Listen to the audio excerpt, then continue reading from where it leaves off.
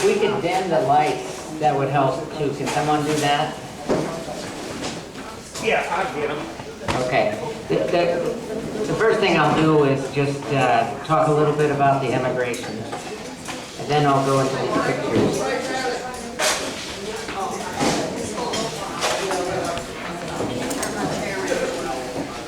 So, just to sort of finish this story of the Foglemans and Shoffners. The George Fogleman and his brother Michael emigrated from Tiergarten, Friedrichsruhe, that place, in 1751. One of the brothers may have gone before them, we're not sure. I believe that was Melchior or Malachi, possibly in 1749, we don't know. But the immigration wasn't done until about 1770, maybe even a little bit later. When they left, they went north from Tiergarten, just a couple of miles to the river port town, and what you did is you went down the Kocher River, which would have been a short walk from where they lived, on a small river boat, and that flows, I think, directly into the Rhine River. And then you take a larger Rhine River boat all the way down to Rotterdam, and then you get on a British ship that goes first to England and then to Philadelphia. And then you spend some time in Pennsylvania, and then some people go to North Carolina. So that was kind of the classic route that thousands of people took. And that's what the first Foglemans took as well. George Fogleman and lived for about 9 years in Pennsylvania, or maybe northern Maryland, right on the border area there in York County. That's where he met Catherine Lau and David Lau and some other Laus, people who founded this church, actually. He married Catherine in the 1750s, and they moved to North Carolina in 1760 and settled in that land that we're looking at on the first stop of the ancestral tour today. It's not clear to me anyway whether Melchior/Malachi or went before or after the others.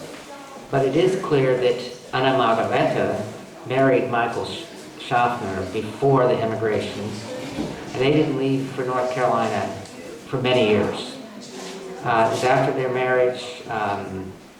They had 8 children from 1752 to 1762 in Tiergarten. One died young. I'm not sure what happened to the other.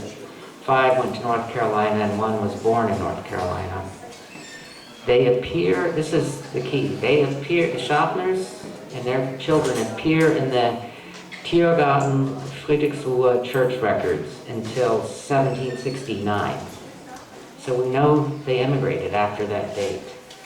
And there's a record. Where's Harry? Okay. We've been going back and forth on this, and I cannot handle all the detail on the Shoffner record, so I have to rely on Harry. But I thought I saw a reference to a Shoffner in North Carolina in 1770. And we've been trying to figure that out. If that's the case, you know when they immigrated, because they're in Germany in this little settlement, agricultural settlement, in 1769, and they're in North Carolina in 1770.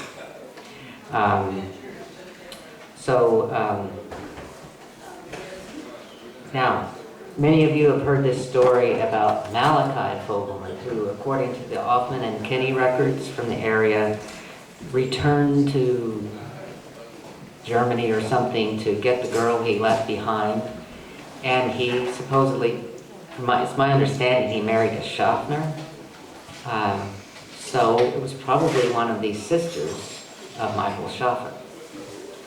And since they came 1769-70, the scenario probably is that Malachi was here for a few years, and in about 1769, he went back to Germany, and he led them to North Carolina. So he would have come with Michael Shoffner and Anna Margareta Fogleman Shoffner.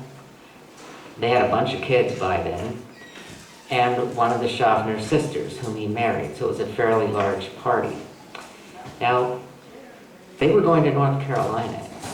Most people who emigrate go to Pennsylvania because that's where you go, and then later you go to North Carolina. It's likely they did not go to Pennsylvania when the Shoffners came because they knew they were going. It was here. Harry, have you or has anybody else ever seen any records of Shoffners in Pennsylvania? Have you seen it? No. That might be why. That might be why they're not in the ship list for Philadelphia either. That did happen. Not very many people did that. Not very many. If you were, almost all the Germans in North Carolina came through Philadelphia and Pennsylvania. But not all. And I would guess that would be very hard to document because there aren't any good records for the port at Wilmington on this or any of the other ports. But that might come to light someday. But that's how I imagine it at this point anyway. Let's see.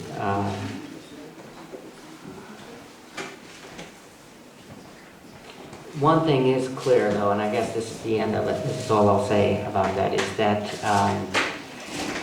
all of the Foglemans and Shoffners were here by the outbreak of the Revolutionary War in 1775. You didn't go anywhere during that war. That war was so long and difficult and awful. It ended the immigration. It ended long-range internal migrations unless you were a soldier or a refugee or something like that. Just this pattern of immigration that was so well established was completely broken up by the war, and it resumed in different forms after the end of the war in 1783. Okay, so I have a question for you. I said it took me more than 30 years to find out where everybody came from, and other people have been looking that long too, or maybe even longer. Why was it so hard to find the exact origins of the Foglemans and the Shoffners? What made it so difficult? Or to put it another way, why wasn't this information passed down through the generations, like a lot of other things, to my Aunt Alice in Burlington that I told you about? Why didn't she know that? That's kind of curious. So it's about the nature of the relationship of people here to the place from which they came. Was it just completely broken and all contact broken off? The story is that Malachi went back to get this Shoffner girl. So that's one example of a connection. Something seemed to matter to him. But no one recorded any of this in their Bibles. It's not on the tombstones. This seemed to matter to Anna Margareta Fogleman and Shoffner because her tombstone gives her birth date and her father, George Fogleman. And that confused people around here for a long time because we were thinking of immigrant George, and maybe he was her father or something, but the dates didn't work for that, and turns out that George was the father of both of them. Do you know if it had anything to do with there not being cohesion in the family? Because I know with our side of the Foglemans, we didn't claim kinship to Foglemans that lived 15 miles down the road. It was kind of clannish. Maybe on a larger scale, something like that, because What if there was ever a falling out or a disagreement? Well, I wouldn't put it that way because this is kind of common. Not very many people around here know where their ancestors came from in Germany or Switzerland. And if they do, it's because somebody like you or me recently did all this research with Mormon records to figure it out. In other words, if you look at records from the late 1800s when they started writing down a lot of stories about the immigrant generations, they don't tell you where they came from. That means in the 1880s and 90s, they didn't know. It's people later who figured it out.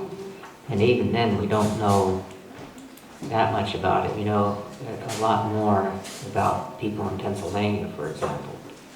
Well, is it true that Fogleman's fought the British and fought that they were on separate sides of the Revolutionary War. Was that? I'm not aware of that. The only thing I know is they fought for the British. They were loyalists.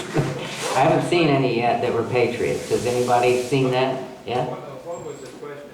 Oh, do we know why or how some fought for the patriots and some for the loyalists or the British? Well, we know that Michael Shoffner won. Yeah.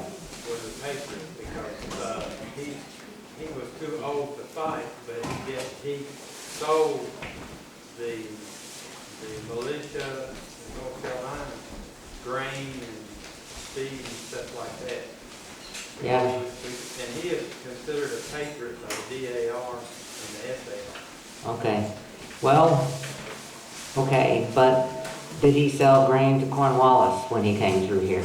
The chances are high that he did. Probably he did, but Yeah, so, you know, there's no record of that. While we Yeah. have a record of yeah. transactions. Well, people sold grain, sold goods to armies throughout the war all over.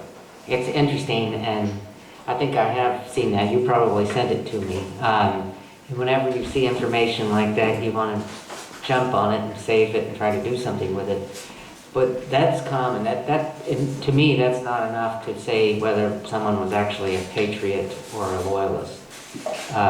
Because one army or the other, and this happens, this is quite common, they will intimidate you into selling. They will make you want to sell it, because if you don't, they might just take it. So, all right, yeah, let's make a deal. That's just the nature of that war. It was pretty ugly. And it was long, 8 years. And it was long in North Carolina, too. So, one son of immigrant George was in Pyle's massacre over here, was wounded badly, and ended up in the British hospital in Wellington for it. So that's a record of someone actually fighting for the loyalist side. That's all that I've seen. And there were a lot of people who, for good reason, would not commit to one side or the other. It was dangerous, and it was smart not to until just the right moment. And you get killed that way. And it's just that you just want it to be over. You want to survive. Your goal is survival. You can become a flag-waving patriot on 4th of July. That comes later. Survival is what matters in 1780 and 81 and 82 in North Carolina. And you don't know who's going to win. After Yorktown in October of 1781, you have a pretty good idea, but there is still a lot of fighting, even after Yorktown, among loyalists and patriot militia in North Carolina. Yeah. So, you know, the clue on the tombstone, obviously Anna Margareta cared something about where she came from, because she has her birth date and her father's name on her tombstone, and that was the clue that allowed me to find out where they came from. But in between, you know, what we're finding out now and what happened then, you know, a lot was forgotten. So I asked this question 5 years ago, or a variation of it, if any of you were there and if you remember, when we talked about Catherine Lau Fogleman. Now that you know their origins, what does it mean to you? And what else do you want to know? Yes? I've got a request like that. When they come over, did they have a lot of money to buy this?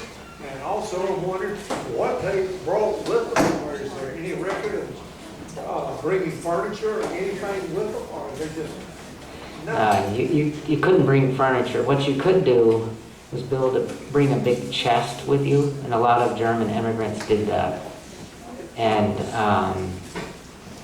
I mean, if you're good, you'd have to pack well, and you would pack well and tightly. But it was a chest. You might have had a chest. Could have been as high as this table and maybe this wide or something. And that's what you take. But even that was hard to do. Not everybody could do that. And no, people generally don't have that much money. A few people did. So, I mean, if you think about it from immigrant George's perspective, he was in a large family in this agricultural experiment that was doing pretty well. And his father and his mother left pretty good circumstances back in the old homeland around Swabish Hall to move to the agricultural experiment. They had all those kids there. They had a big house. They had a lot of land. They had high debts too, but debts are for rich people, right? If you're poor, you can't borrow $200,000 to buy a house, right? So, I mean, it was that way in the 1700s as well. So, yeah, you hit up that pastor that I told you about from Groningen, who was a money lender, to help you finance one of those big houses. So they were by no means destitute at all. On the other hand, if you look at the ship records, George and Michael, the brothers, Michael could not sign his name. So he was not that well educated. George could. I showed you the school the kids went to. I can't remember his age. George was 19 when he emigrated. I think Michael was younger, I can't remember. But that is curious that he was not literate, could not sign his name. That's all you really know. It roughly equates with literacy, whether or not you can sign your name, but it's not that simple.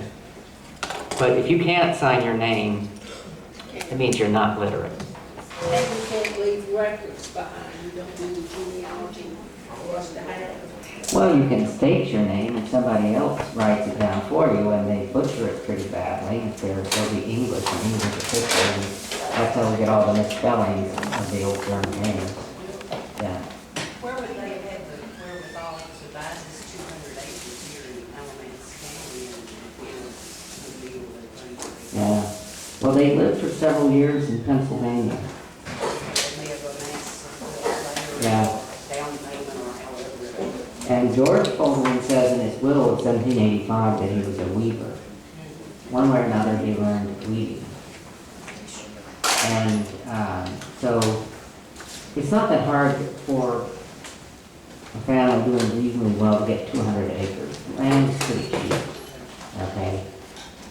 But to build a nice house and live there for so long, that suggests they're building up wealth. And if you look at his will in 1785, there's wealth in the will. So you know from 1760, those 25 years, they did pretty well in that house, in that tract we look at today. And it was from farming and weeding.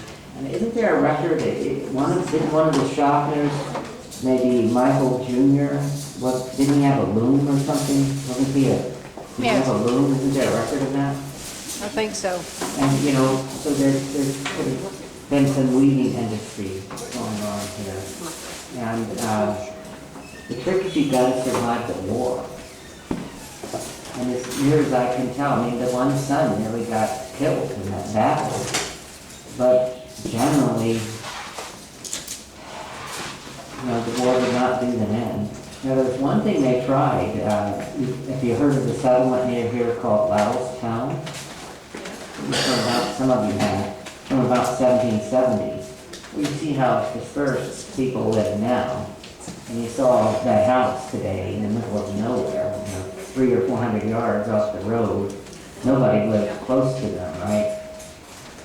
And they came from these villages. You saw that experiment where they lived in that houses were all in a geometric formation or close to each other.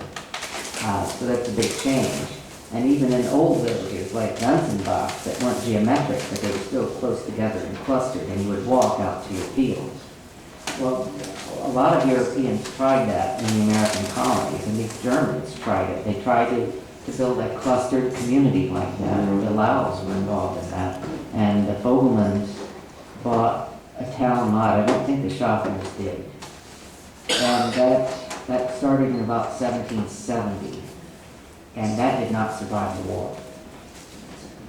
And there are a lot of examples of people trying to do those clustered settlements in the American environment, and it wouldn't work.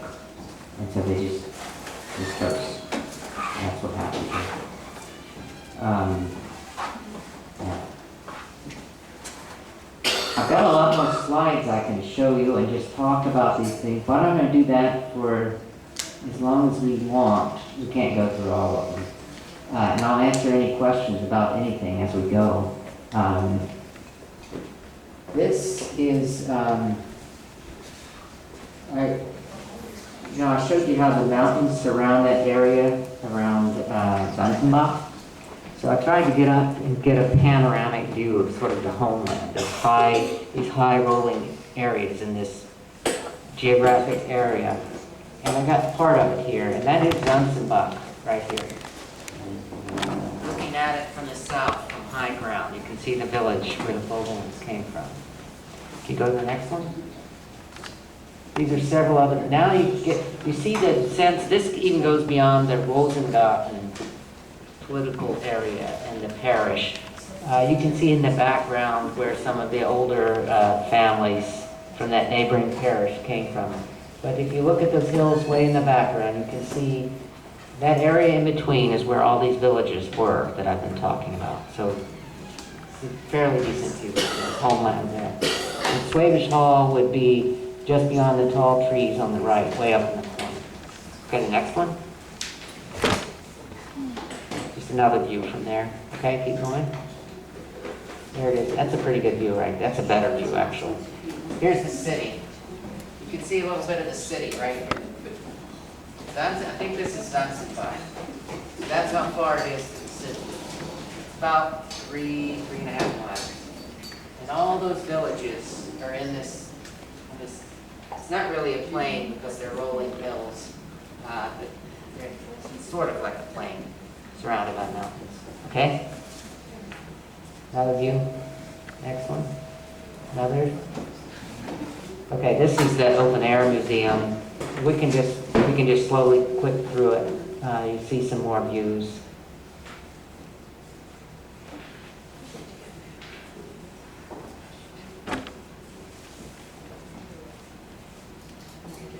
Yeah, that is 18th century. It's probably a remake, but it had wallpaper like that.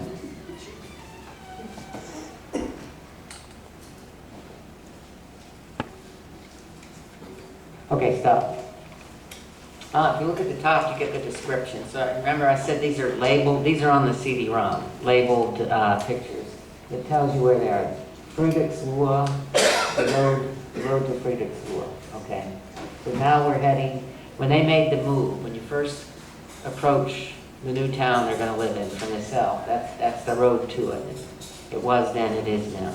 So, okay, keep going. Just another view, we're getting closer. There's the palace.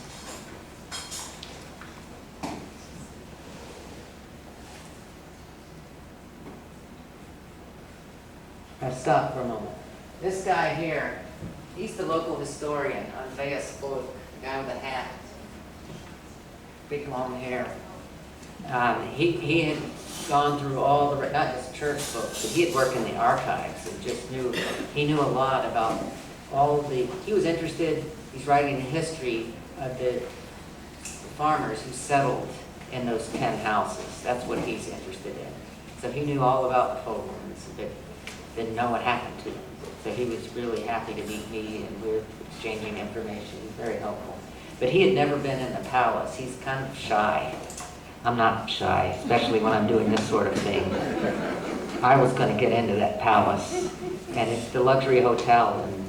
And so we were talking in the parking lot, and you weren't supposed to be parking the parking lot. It was for guests or whatever, and I just said, well, I came a long ways for this, so let's just park here.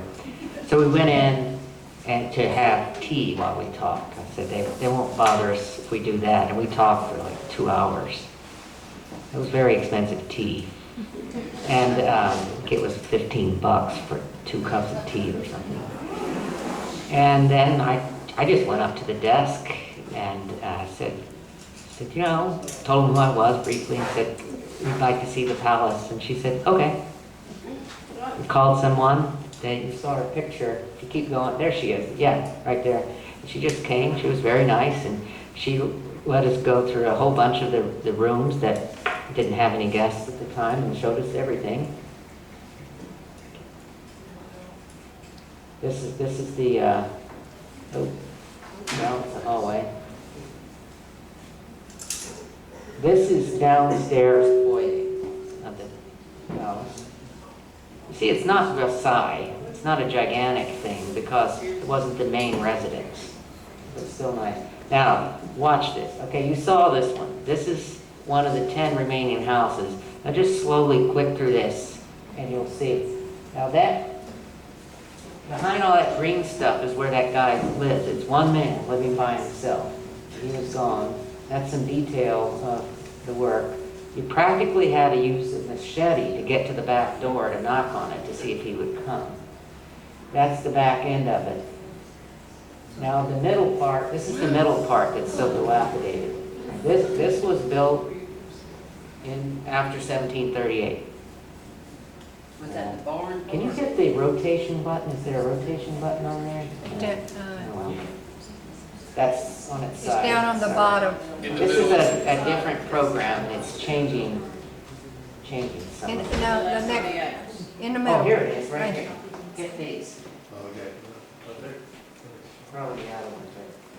Those are the other ones. Is it working? There you go. That's upside down. Hit it 2 more times. 2 more times. 2 more times. 1 more time. There you go. Narrow hallway. It's very large. This is where I wasn't supposed to go, and I waited until the other guy left, and I was just walking around by myself, and I saw the back door open, so I just went in. That's that image you saw before. There's my rental car, and this is some views of the area surrounding Friedrichsruhe now. And these are the modern houses that you see. People live there now. It's a modern settlement. Okay, keep going. Just some more views of the area immediately surrounding it. Keep going.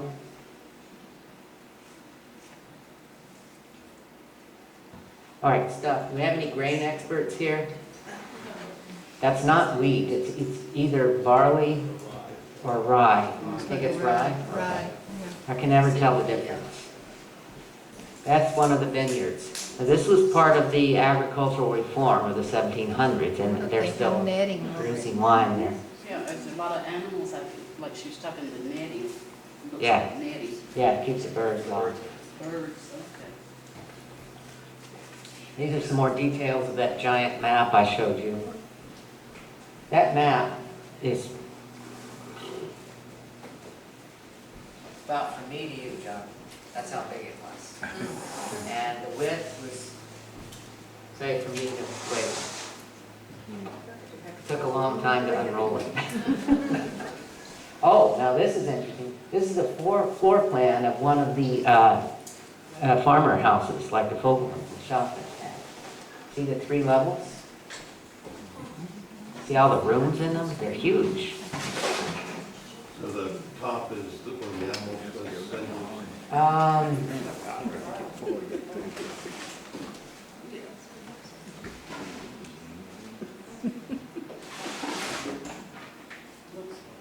And here, I can't tell.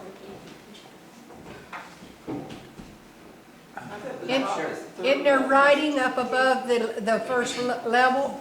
Isn't there some writing up above the There's first? stairs too, it's rooms I can't tell. in the top up there. I guess, maybe this is the bottom one, I don't know. So maybe it's the floor plan of the 3. Probably tiles or. Yeah, those are 3 levels. Well, the top looks like maybe those are dormers. Yes, yeah, that's right, this is the top. Stairs. Yeah, I see that now, this is the roof is slanting in. So this is the bottom one here. It's interesting there are hallways to connect the bedrooms because I was watching something about British homes and palaces, and it's like there were no separate hallways to enter a bedroom. You had to go through bedrooms to get to the next bedroom, which I thought was fairly strange. You had Yeah. that privacy.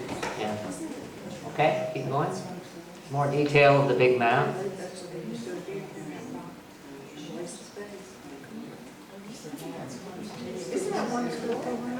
Okay, this is the, okay, for the Shoffners, if you're still here, this is Fußbach. where they come from. This is the home village of the Shoffners. So this is the approach to it, or one of them.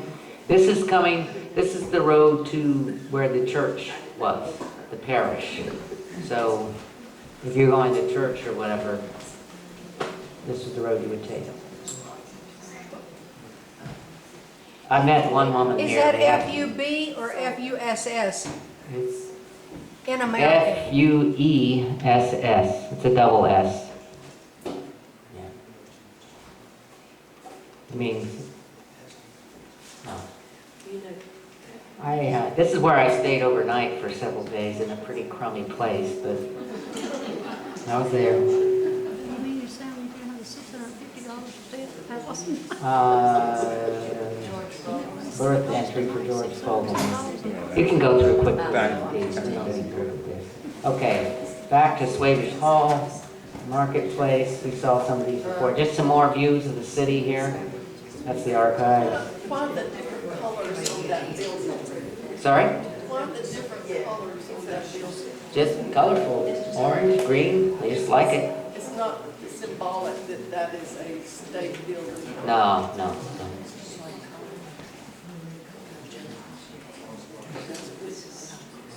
It's just a beautiful city, beautiful small city. I went there after a couple of days. I was thinking, man, I could live here for a year. This would be nice.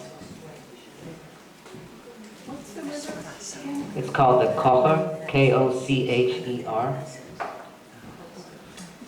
Now this is the parish for the Shoffners in Kirchensong. Okay, and we'll see their church in a minute. There it is. And the large building next to it is the parsonage. They had a nice house, the preacher. All family. Lutheran churches? Sorry? All Lutheran churches? Everything's Lutheran around here. Yeah. How old was That's the graveyard. How old was that church building? It was, good question. I have it written down. It may have been built just after they were there.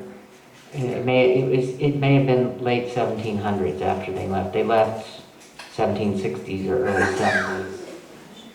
It's a World War I memorial in the graveyard, but that's where the Shoffners are buried, there in that graveyard. Now this is the castle at Neuenstein where the archives was, where I worked. Some more views of it. This is the town of Neuenstein. You saw it was up high, like I said before. This is, now stop here. This is in Erlangen, okay? This is the marketplace, big church. This is now the Rathaus, which means the city council building, the city government. But they took it over from the prince's family. So this was the palace, the residence of the prince that I've been talking about. So the Foglemans and Shoffners lived next to his hunting palace, but this was his main palace, and it's very large here. The city government took it over, I don't know, 100 years or so ago, I think. There's some more of the grounds around that palace. The Hornhorn. That's one of their outer buildings there. That's a pretty good view of the main residence right there. This is Windelsong, the parish where the Fogleman and Shoffner went. It's very hilly, mountainous in this part. You're just going up and down the whole time. Now, can you rotate that? What time of year were you there? And May. what was the weather? May, it was nice mostly. They had a good summer in Germany. Nice meaning Warm, sunny, warm, okay. yeah. It looks As chilly. opposed to cold and rain. Well, for Germany, it was pretty good. I was happy. I remember living in Germany one summer, and I counted 7 warm, sunny days the entire summer. I was so mad. Okay, you see this doesn't do justice to the incline. I mean, you're just treading up and down here. And they built this church here, and the graveyard just goes all around it, where Foglemans are buried. So there's some more, just go through, okay, here's the interior. Oh, can you turn that around? Oh, yeah, look, if you want to go the other way. Yeah, you gotta do it twice now.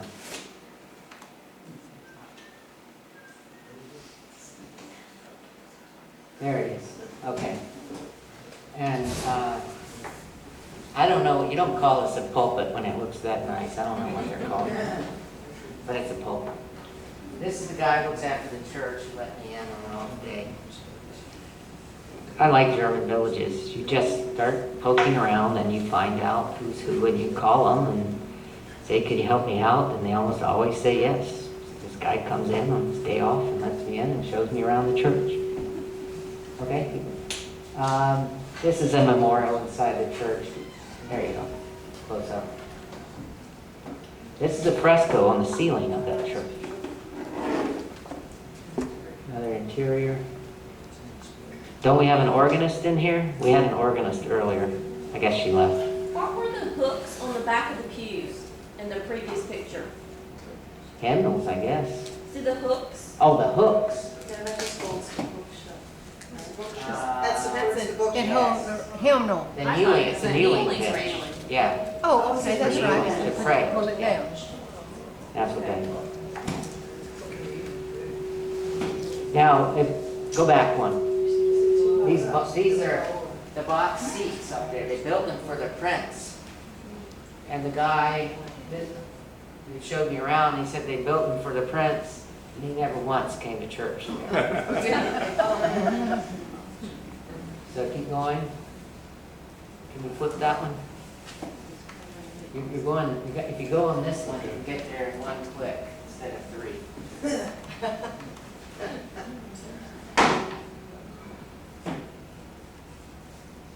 Okay, just a close up of that, and you see the box seat up behind it. Okay, now keep going.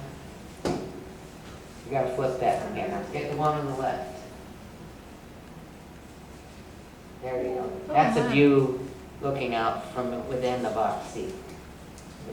Was that kind of ornateness common among the parishes that you saw? Yeah, that's a Baroque 18th century church. Now, there's the graveyard right around it and the outside. You see it, you see the incline there, so you're buried on a slant. Okay. Here's some more people. This is sort of a platform that they built to make a flat place to build a church, and then they buried people down there. Some more where people were buried. It's not that large. Were there any markers in the ground or There were a flat? couple that had been moved. Keep going. They may show up in here. No, I guess not. They were people, not nobility. Maybe they were nobility. A couple of elites were there. They were from the 1800s. And they had been moved to the side.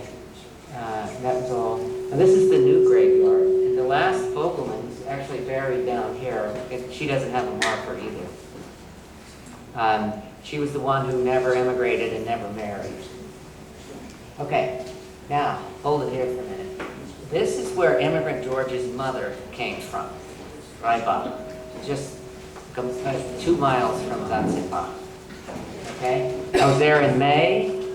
What do we see there? A maypole. Several of the towns had maypoles, and several didn't. Zanzibar did not have one. I have to say that Zanzibar was probably the most boring village that I saw during my entire trip. And I didn't meet a soul there. There's going to be a bunch of pictures of it coming up. But Reibach is really small. This is a tiny, tiny village. But it was actually kind of a nice village with some character to it, and it had the maypole and things. And I asked the mayor, I said, who lives in Zanzibar? What is that? He said, it's just people who work in the city or somewhere in the area, and they just want a cheap place to live. There's a couple of farmers left, not too many farmers. I think he said there are 5 farmers left in the entire village. And one guy, this was interesting, called him an Energiewirt. Energie is energy, a Wirt is like a landlord. This is a guy who converted his farmland into solar panel places. He had acres and acres of solar panels and was selling energy. And that's how he made his living. Okay, so this is the main street going through Reibach. And this is the Zandwald family, Immigrant George's mother, and there were relatives who had houses all up and down the street. And what happened is the woman who owned the house where his mother grew up in, I met her. She was really nice. And she just spent like a couple of hours with me. We were just walking up and down the streets of this village. She told me where everybody lived, who they were, and she knew all of them. And we knocked on a lot of doors, and they would come out and talk to us if it was a house where a relative lived. Because it's not just the mother and her family, but like her aunts and uncles and grandparents and things all lived there. So that family was in this town for a long time and had a prominent presence there. And these are, I took some close-ups of some of the houses they lived in, so if you want to keep going. Now, that's where Immigrant George's mother grew up. You saw the old postcard? That's what it looks like now. And that's just a half of it. Is it the yellow house? The yellow house, yes. It's set back off the road a little bit. And this was built in 1575, obviously modernized, but the basic structure is that old. And the woman who showed me around owned the other half of it, and she tore her half down about 10 years ago and built a modern house. You'll see it in a second. And unfortunately, she's feuding with the woman who lived in this half. They don't talk to each other, and I imagine there was some ill will because of tearing down half the building and who paid for what. It had something to do with that. I didn't ask. So I didn't get to meet her, and everything is completely modern. It would have been nice to go inside just to say I was inside it. There's no way she was going to let me in because she knew I was talking to the other woman. But the other woman grew up there. She was born during the Second World War, and her family had lived in it probably since the Zandwald family lived there. And so she had a good sense of the family history in the place until maybe First World War, a little bit earlier. So I got a little sense of talking to her what it was like in the 20s and 30s there. And she was an infant during the war. She said when the Americans came in mid to late April 1945, they fired one shell into the village and it hit their barn and set it on fire, and she was in it. But she was in a basement, which you'll see in a moment. Why don't you keep going? There's the barn. And an aunt came in and rescued her.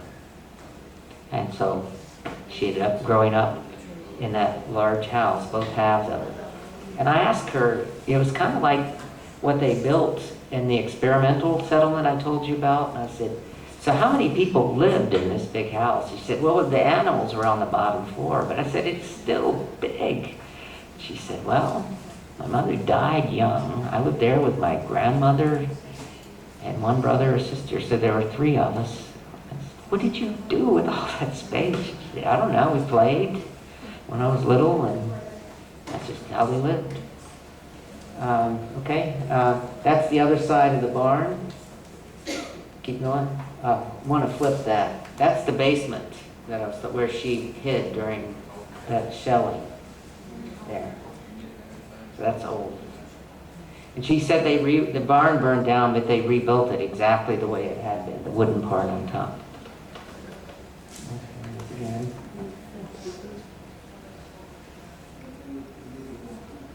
Okay. I spent a lot of time there. She was nice and she was talky, and actually I had time, so there she is, in front of her new house. She gave me some old black and white pictures of the 20s and 30s of the place. Now there's the other half of the house, okay? And I'm in her yard, and I couldn't go in the yard. The woman who lived there told me I was not allowed to take a picture of her house. But of course, I'm not going to listen to that. But here's where it was cut down. You can see the newer part there. This is old, and the house used to come way out here. So she has separate space now with yard between her new house and the old house. Okay? There's another view of it. Now this is another building. This is new. This is 1800s, but one of the family members lived in that spot earlier. And in there, this house, this is an old house here, so Snunbuds lived in there. This woman's real friendly. She came out and talked to us. Okay, next one. Yeah. She didn't let me in though. I didn't ask. I mean, we just came out of nowhere. You don't let just anybody into your house. But she was very friendly and told me a lot about the place. This is where some more relatives lived. There too.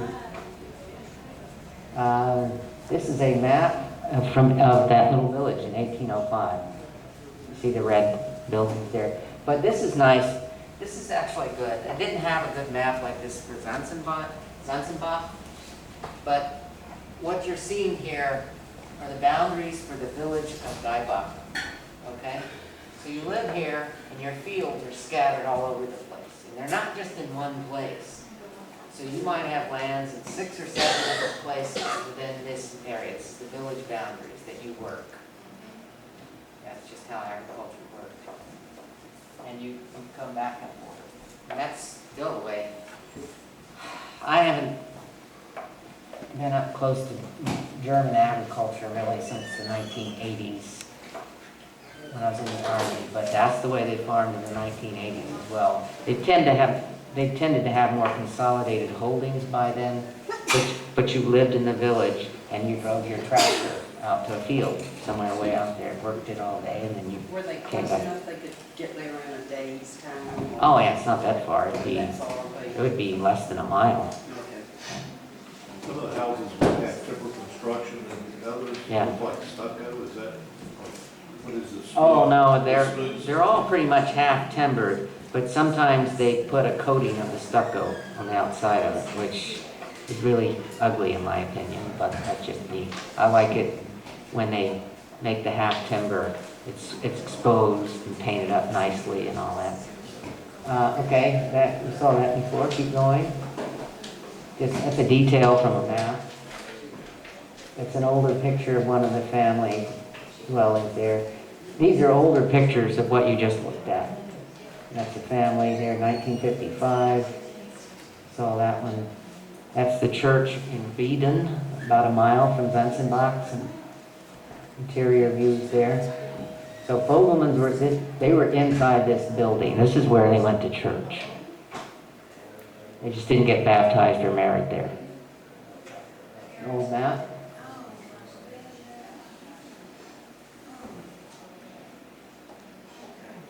This is, now we're coming up to Zanzenbach. You haven't seen it yet. This is the road to Zanzenbach. Okay, there it is. That's it. Entrance to town. That stuff there, my rental car, that is the middle of town. That's it. And go slowly here now. It just, the architecture is nice. It sort of looks nice, and you're saying, wow, Zanzenbach, I finally made it. But there's no real town center or store. There's nothing to do. I did not talk to a soul there. I saw some people walking around at a distance. You will see one church, but it's a modern church. There was never a church here. Is it kind of a commuter town? Yeah. And just a couple of farmers. But it's interesting. It was a nice, pleasant walk. I don't know where the Foglemans lived.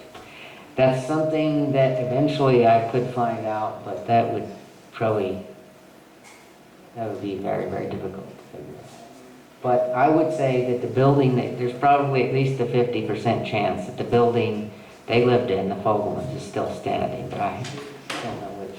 That's a modern church. They're not Lutherans. That's, I think, an apostolic group or something like that. There's solar panels on that roof? Yeah. And there's Sure. stores and places. You're going to see so it's not I'll like- show you the only store in town in just a minute. So not like an English village Absolutely. where you could walk. to That's places. just, I'm standing at the edge of the village, looking at those mountains to the south of town, and you see how close they are to the beginning there. Now, here's a nice image of the village. Okay? Cluster houses. And one of these houses, the Foglemans lived in it. if I had, months to file the records, I could probably figure out which one they're in. It's probably still there. So it's one of these, you can be sure of that. This is from 1833, and not much changed from 1733 to 1833 as far as that goes. Now this is interesting. This is an image from the 16th century of Zanzibar, and they had a moated palace there then. That's a moat there. It's hard to make out there. And it's just right outside the current village boundaries, but there's nothing left of that. There's that again. Now, this is Swabish Hall. There was a big fire in 1680. That's an image of it. See how much the town burnt up. There's another fire coming up in 1728. That's me in the archives. That's, okay, we'll go through this quickly. That's a detail of the map. This is Wüerttemberg. That's the best time where the parish was. Okay? The interior of the church. Some more shots. This is just outside the church. That's a view. Now there, the Westheim Church is on high ground. And I'm standing here and I'm photographing Zanzibar, so you get a sense of how far it was to go to that church. And it's right back in there. Would they have walls?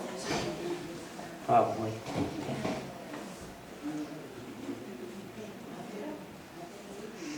Okay, now we're going to Zweiflingen, which is the town next to where they moved to, where I told you the civic government was. That's the city hall. There's some street views here. So that's the school and church. So that's where Fogleman's went to church. Well, in front of it. There she is again. A couple more pictures.